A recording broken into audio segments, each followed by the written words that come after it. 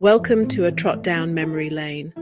If you love stories from the 60s and 70s, you're in the right place.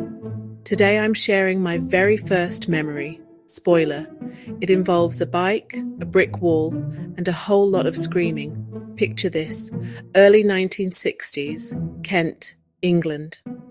I was about 2.5, the toddler wobble era. My older brother decided it was time I learned to ride a bike. Sweet, right?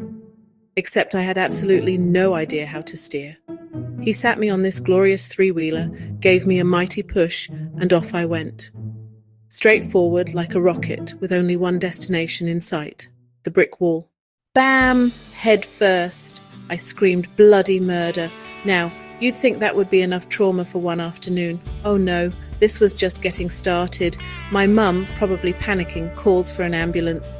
Two big serious men show up, scoop me up like a sack of potatoes and place me gently into the ambulance. So there I am, 2.5, convinced I'm being kidnapped by men in funny coats. I didn't know what a hospital was, I just knew strangers were driving me away. I kept screaming the whole ride.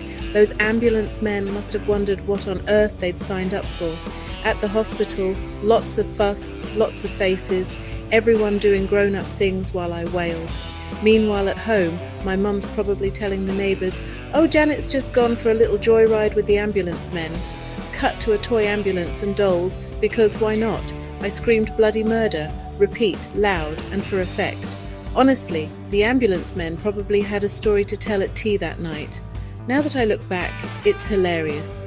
At the time, pure terror, that memory, crashing, screaming ambulance, became my very first real memory.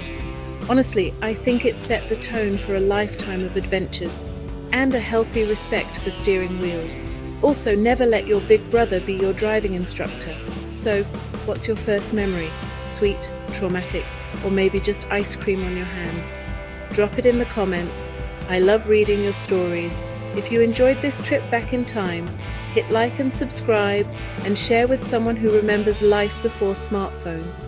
There are plenty more stories where this came from. Next time, I'll talk about what it was really like growing up in the 60s and 70s. Spoiler, it's not all flowers and bell-bottoms. Thanks for taking a trot down memory lane with me. These memories make us who we are, messy, loud, and full of stories. If you like this, please like, follow, and share. Subscribe for more nostalgic stories every week. Until next time, stay nostalgic, stay smiling, and remember, always learn to steer before you ride.